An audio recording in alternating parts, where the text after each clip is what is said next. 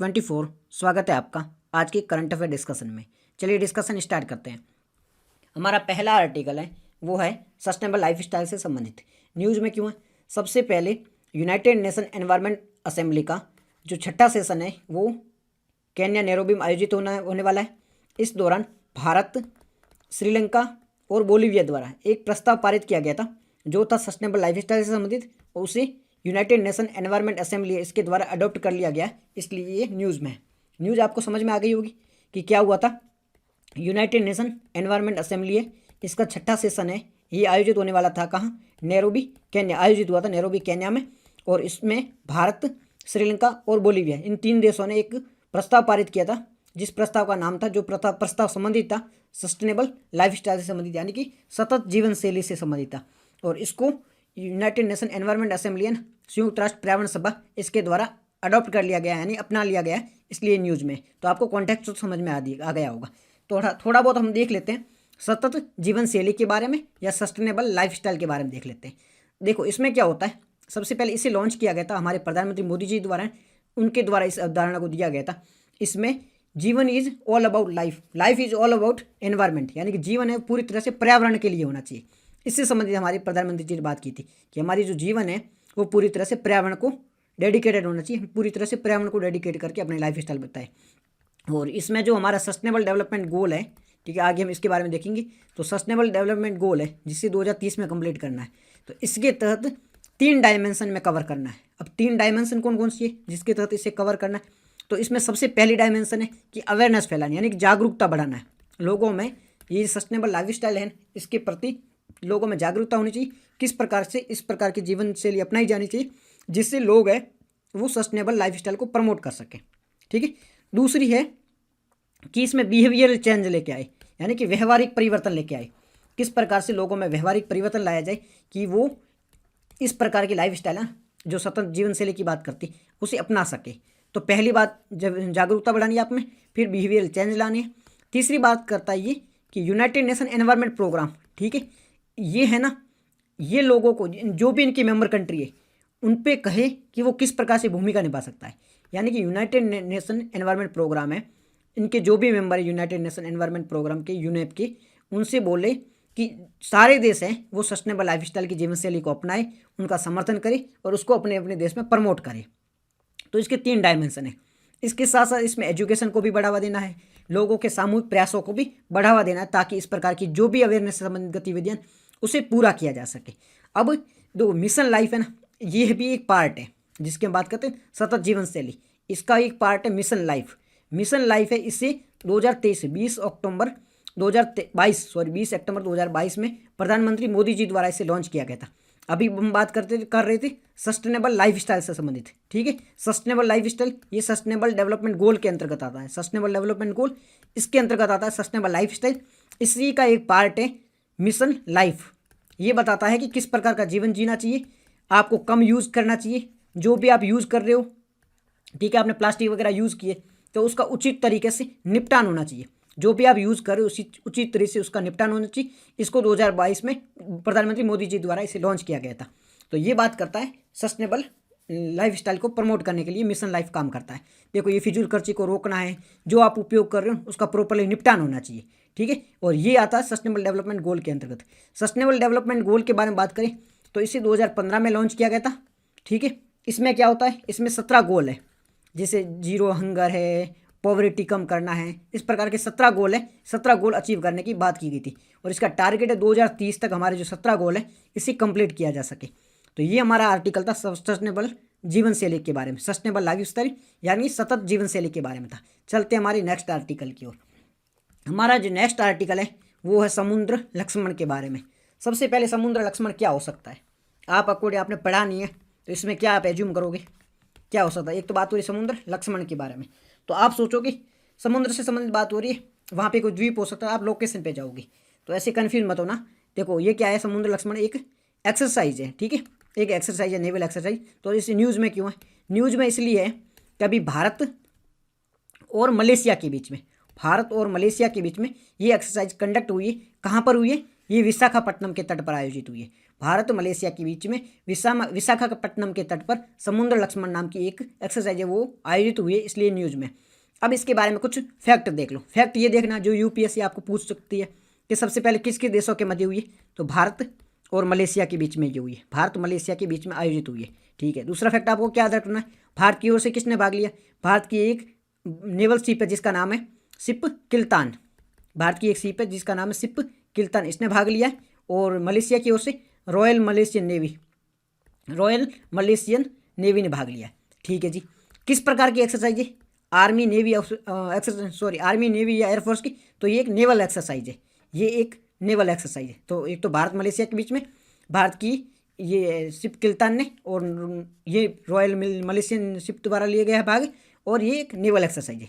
ठीक है, अब इसका एम क्या है, ज़्यादातर जो भी एक्सरसाइज होती है उनका एम है बायोलेटरल जो रिलेशन है उनको स्ट्रॉन्ग करना है, इंटरऑपरेबिलिटी है उनको स्ट्रॉन्ग करना है, यही एम होता है। एम ज़्यादातर सेम ही होता है, तो आपको एम पर फोकस करना नहीं है। ठीक है जी, अब इसके अलावा आपको एक और चीज़ याद रखनी है कि भारत की और कौन कौन सी एक्सरसाइज होती है, मतलब समंदर में भारत की कौन कौन सी एक्सरसाइज होती है। तो सबसे पहले आप याद रखना इब्सा, IBSA, इब्सा MAR, ये किस किस के बीच में होती है। इब्सा से देखो आप चीज़ बढ़ो, आई से हो गया इंडिया, ठीक है, बी से होता है ब्राज़ील, और एस से होता है साउथ अफ्रीका। तो इब्सा MAR होती है भारत, साउथ अफ्रीका और ब्राज़ील के बीच में, इन तीनों के बीच में ग्रुप है इब्सा, उन तीनों के बीच में ये मैरीटाइम एक्सरसाइज होती है, इसलिए इसका नाम है इब्सा। देखो इब्सा का मतलब भारत, ब्राज़ील, साउथ अफ्रीका, और MAR का मतलब होता है मैरीटाइम, तो ये मैरीटाइम एक्सरसाइज है इन तीनों देशों के बीच में होता है। फिर है सिम्बेक्स, किस किस के बीच में होती है, सिम्बेक्स किस किस के बीच में होती है, सिंगापुर और भारत के बीच में सिम्बेक्स होती है। फिर होता है सिलिनेक्स किस किस के बीच में होती है, श्रीलंका और इंडिया के बीच में। इंडिया की ओर से कौन पार्टिसिपेट करता है, इंडिया की ओर से इंडिया की जो नेवल जो है वो इसमें शामिल होती है। अब एक बार INS किल्तान के बारे में भी देख लो, अभी हमने जिक्र किया था INS किल्तान है ना, ये एंटी सबमरीन वॉरफेयर है। एंटी सबमरीन मतलब सबमरीन है जो वॉरफेयर के रूप में काम करती है। ठीक है, जो भी सबमरीन आ रही है उसको नष्ट करने के रूप में ये काम करती है। इसे इंडिजीनियसली भारत ने स्वयं डेवलप किया है, प्रोजेक्ट 28 के अंतर्गत इसे डेवलप किया गया, भारत खुद ने इसको प्रोजेक्ट 28 के तहत इसे डेवलप किया है। ठीक है, और इसका जो नाम है ना वो हमारे लक्षद्वीप के कुछ द्वीप है जैसे कि अमन देवी, मिनिको, इनके आधार पर इसका नाम पड़ा है। तो आपको क्या क्या चीज़ें याद रखनी है, तो सबसे पहले आपको याद रखना है भारत की मैरीटाइम एक्सरसाइज कौन कौन सी है। ठीक है, पहले समुद्र लक्षण एक्सरसाइज के बारे में ध्यान रखना, किसके बीच में होती है, इंडिया और मलेशिया के बीच में आयोजित होती है, ये एक नेवल एक्सरसाइज होती है। बस 2 चीज़ें याद रख ली। फिर इब्सा मार के बारे में देख लिया, भारत दक्षिण अफ्रीका और ब्राज़ील के बीच में होती है। सिम्बेक्स भारत सिंगापुर के बीच में, सिलिनेक्स भारत श्रीलंका के बीच में होती है। INS किल्तान ये इंडियन के द्वारा एक परमाणुरोधी युद्धपोतक है जो कि जिसका नाम पड़ा है कुछ द्वीपों के नाम के आधार पर पड़ा है। ये समुद्र लक्ष्मण एक्सरसाइज के बारे में होगा। चलते हमारे नेक्स्ट आर्टिकल की ओर। हमारा जो नेक्स्ट आर्टिकल है वो है national urban finance development corporation के बारे में। National urban finance development corporation के बारे में सबसे पहले देखेंगे कॉन्टेक्स्ट क्या है, न्यूज़ में ही क्यों आया है। न्यूज़ में इसलिए आया है कि हमारे होम मिनिस्टर जी यानी गृह मंत्री अमित शाह जी और कोऑपरेटिव मिनिस्ट्री इनके द्वारा एक national urban cooperative finance development corporation है, इसको न्यू दिल्ली में लॉन्च किया गया है, इसे स्टार्ट किया गया है, इसलिए ये न्यूज़ में। न्यूज़ आपको समझ में आ गई। हिंदी में एक बात देख लो, केंद्रीय गृह मंत्री और सहकारिता मंत्री द्वारा राष्ट्रीय शहरी सहकारिता वित्त विकास निगम लिमिटेड इसकी शुरुआत की गई है।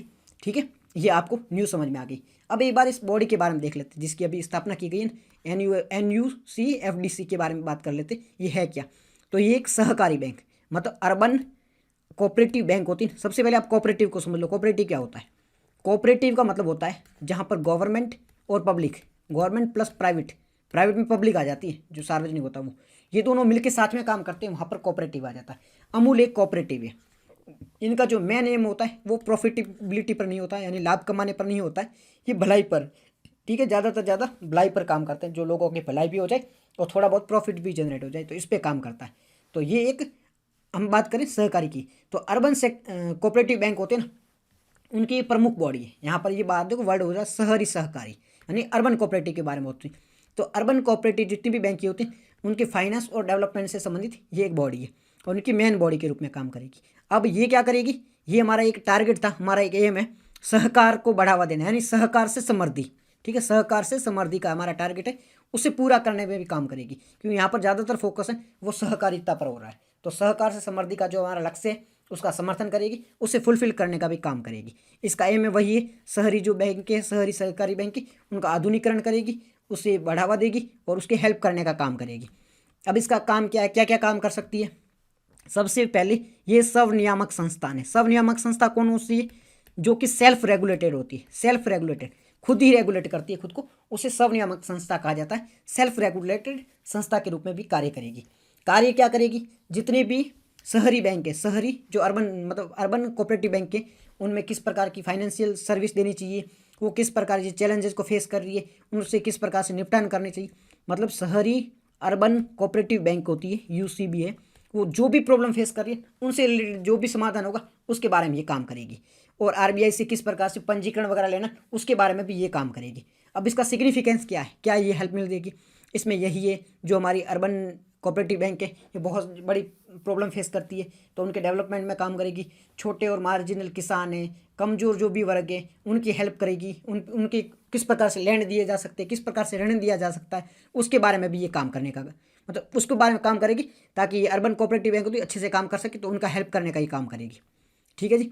इसके अलावा किस प्रकार से इससे संबंधित पॉलिसी बनाई जा सकती है, मतलब जो भी अर्बन कोऑपरेटिव बैंक होती है इनके पास इतनी एक्सपर्टीज़ होती नहीं किस प्रकार से पॉलिसी बनानी, तो उसमें भी ये हेल्प करेगी।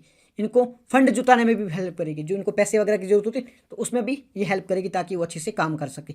साथ ही एक टेक्निकल मंच के रूप में काम करेगी कि ये अपना इनके पास टेक्निकल मंच होगा, जहाँ पर ये अपना आके जो भी प्रॉब्लम वो बता सके, उससे सॉल्यूशन भी निकाला जाए, तो एक प्लेटफॉर्म के रूप में भी कार्य करेगी। तो ये हमारा पूरा आर्टिकल था, शहरी सहकारिता वित्त और विकास निगम के बारे में था। ये सारा देख लिया हमने, क्या क्या चीज़ें आपको देखनी। इसे होम मिनिस्ट्री और अर्बन कोऑपरेटिव मिनिस्ट्री द्वारा लॉन्च किया गया। काम क्या करेगी? जो भी अर्बन कोऑपरेटिव बैंक होती है उनका हेल्प करने का काम करेगी। बाकी सारे पॉइंट है उसके अंतर्गत आते हैं, मेन काम उनको यही करेगी। तो थोड़ा बहुत आपको इतना याद रहेगा तो आप कुछ भी करके आंसर दे ही दोगे। प्रीलिम में क्वेश्चन बनेगा तो आप इसका आंसर दे दोगे। चलते हैं हमारे नेक्स्ट आर्टिकल की ओर। हमारा जो नेक्स्ट आर्टिकल है वो फाइनेंशियल इंटेलिजेंस यूनिट से संबंधित FIU के बारे में।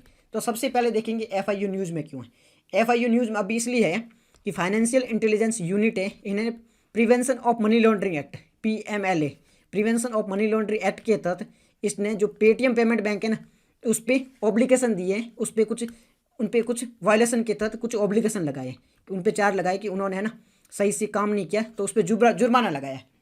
यानी कि FIU ने, ठीक है, prevention of money laundering act के तहत, क्योंकि prevention of money laundering act क्या होता है वो हम बाद में देखेंगे। इस एक्ट के तहत जो भी पेटीएम पेमेंट बैंक है ना, उसने जो भी गलतियाँ की थी, जो भी उल्लंघन किया था prevention of money laundering act का, इसके तहत FIU द्वारा जुर्माना लगाया गया है पेटीएम पेमेंट बैंक के बारे में।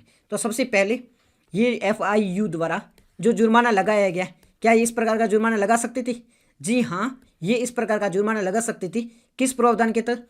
FIU के पास में prevention of money laundering act के तहत पावर है। Prevention of money laundering act है ना, उसमें बात की जाती है कि कोई भी बैंक है, कोई भी इस प्रकार की गतिविधियां करता है जहां पर मनी लॉन्ड्रिंग हो रही है, तो उसके तहत इस पे चार्ज लगाया जा सकता है, दंड लगाया जा सकता है। इसमें जुर्माना हो 2-3 से 7 साल की सजा होती है। इस पर जो भी पैसे भी लगाए जा सकते हैं जुर्माने के तहत, तो वो सारे काम किए जा सकते हैं। ठीक है, इसकी जो भी एक्ट 2002 में लाया गया था और 2005 में इसमें सुधार भी किए गए थे। ये एक्ट के बारे में हम देख लिया। अभी जो क्या क्या इसमें बात की गई है कि पेटीएम पेमेंट बैंक थी, उन्होंने क्या क्या गतिविधियाँ की है, जो RF है उसकी जांच की जाएगी प्रॉपरली, वो सारा इसमें किया जाएगा। अब हम एक बार देख लेते हैं FIU के बारे में, यानी कि वित्तीय सूचना इकाई या फाइनेंशियल जो यूनिट है इसके बारे में देख लेते हैं। फाइनेंशियल इंटेलिजेंस यूनिट इसके बारे में देख लेते हैं। तो फाइनेंशियल इंटेलिजेंस यूनिट है ना, ठीक है, इसकी स्थापना सबसे पहले कब हुई थी? इसकी स्थापना हुई थी 2004 में। ठीक है, इसकी स्थापना 2004 में की गई थी। और जो इसकी ये किस रूप में काम करती? ये सेंट्रल इन्वेस्टिगेशन एजेंसी के रूप में काम करती है, केंद्रीय राष्ट्रीय इंटेलिजेंस एजेंसी के रूप में काम करती है। पूरी जांच के बारे में ये काम करती है। और ये काम करती है जो भी मनी लॉन्ड्रिंग है, फाइनेंशियल जो भी ट्रांजैक्शन होती हैं उनमें किस प्रकार से ट्रांजैक्शन हो रहा है, उसमें क्या गतिविधियाँ चल रही है, किस प्रकार से घोटाले चल रहे हैं, उन सब के बारे में भी ये जाँच करने का काम करती है। नोडल मिनिस्ट्री कौन सी है? वित्त मंत्रालय, फाइनेंस मिनिस्ट्री है, वो इसके लिए नोडल मिनिस्ट्री का कार्य करती है। तो इसमें क्या क्या देखा हमने? पहले FIU, उसकी स्थापना कब हुई थी? 2004 में हुई थी। सेंट्रल नेशनल एजेंसी के रूप में काम करती है, जो फाइनेंशियल ट्रांजैक्शन होता है उसके बारे में देख रेख करती है। नोडल मिनिस्ट्री वित्त मंत्रालय यानी फाइनेंस मिनिस्ट्री, वो उसके लिए नोडल मिनिस्ट्री का कार्य करती है। अब इसमें टोटल मेंबर कितने होते हैं? टोटल मेंबर 75 मेंबर इसमें होते हैं। ये जो मेंबर होते हैं ना, इसके लिए कोई पर्टिकुलर एग्जाम नहीं होता है, जैसे कि RBI के लिए एग्जाम होता है, रेलवे के लिए एग्जाम होता है, सारी जो एजेंसी होती है उनके लिए एग्जाम होता है। बट जो FIU होते हैं ना, इसके लिए एग्ज़ाम नहीं होते। अलग अलग जो भी संस्थाएं होती हैं, RBI देख लो आप, CBDT देख लो, इन सब से जो भी SEBI होती है, यहाँ से मेंबर इसमें आते हैं काम करने के लिए। अलग अलग संस्थाओं से मेंबर यहाँ पे आते हैं और वो कार्य करते हैं। और ये कार्य क्या करती है, वही जो भी मनी लॉन्ड्रिंग होती है, ठीक है, उन संबंधित देख रेख का कार्य करती है। अभी अपनी रिपोर्ट किसको देती है, ये एक तो इंडिपेंडेंटली काम करती, अपनी रिपोर्ट किसको देती है, ये अपनी रिपोर्ट देती है आर्थिक खुफिया परिषद, जिसे कहा जाता है इकोनॉमिक इंटेलिजेंस यूनिट, ये है ना इकोनॉमिक इंटेलिजेंस यूनिट, इसको ये अपनी रिपोर्ट देती है। ये जो है ना आर्थिक खुफिया परिषद, इकोनॉमिक इंटेलिजेंस यूनिट, इसको ये अपनी रिपोर्ट देती है। और ये जो इकोनॉमिक इंटेलिजेंस यूनिट है, ये डायरेक्ट फाइनेंस मिनिस्ट्री के अंतर्गत आती है, यानी कि वित्त मंत्रालय के अंतर्गत ये जो यूनिट है वो कार्य करती है। इसीलिए ये इतनी इंडिपेंडेंटली काम कर सकती, क्योंकि काफ़ी इसे इंडिपेंडेंट दी गई है, फ्रीडमली काम कर सकती है, ठीक है। वही मनी लॉन्ड्रिंग को देखना, टेररिस्ट से संबंधित जो भी एक्टिविटीज़ की जाती है उनसे सबके बारे में देखने का ये कार्य करती है। और इसमें जो भी इसके पास में है कि जो भी संपत्ति है उसे जब्त भी कर सकती है, क्रूप भी कर सकती है, और मनी लॉन्ड्रिंग के तहत हुई संपत्ति उस पर जुर्माना भी लगा सकती है, ठीक है। उनके निपटाने के लिए और भी प्रॉपर मैकेनिज्म की जा सकती है। और ये सारे सुधार है 2005 में किए गए थे कि किस प्रकार से मनी लॉन्ड्रिंग को रोका जा सके, ठीक है। FIU है, इनके जो डायरेक्टर होते हैं, जो भी इनके डायरेक्टर होते हैं, उनके पास ताकत है, इनके पास में इतना पावर है कि वो इस प्रकार की जो भी गतिविधियाँ उसके तहत एक्टिविटी कर सकते हैं, उन पर सीज कर सकते हैं, एक्शन ले सकते हैं। तो ये किसके पास ताकत है, ये जो FIU के जो डायरेक्टर होते हैं उनके पास में ये ताकत थी। और उद्देश्य वही है, बैंकिंग कंपनियां, जो भी वित्तीय संस्थान है, जो भी मनी लॉन्ड्रिंग वगैरह करते हैं, तो उनका दायित्व है कि उसका रिकॉर्ड रखे और उन्हें आपस में डील करने पर रोके, इस प्रकार के जो भी मनी लॉन्ड्रिंग वगैरह रोके। साथ ही साथ में इसमें पास ये भी दायित्व है कि जितनी भी संस्था हैं उनके बारे में समन्वय कोऑर्डिनेट करने का काम करती, जैसे RBI है, SEBI है, इनकम टैक्स है, जितनी भी संस्थाएं हैं, ठीक है, वो अलग अलग तरीके से इन्वेस्टिगेशन करती है। तो ये बीच में कोऑर्डिनेट करने का काम करती है, अलग अलग जो भी एजेंसियाँ होती हैं उनके बीच में कोऑर्डिनेट करने का काम इनके द्वारा किया जाता है, FIU के द्वारा काम किया जाता है। तो ये हमारा पूरा आर्टिकल था FIU के संबंधित था। Prevention of money laundering act हमने देख लिया।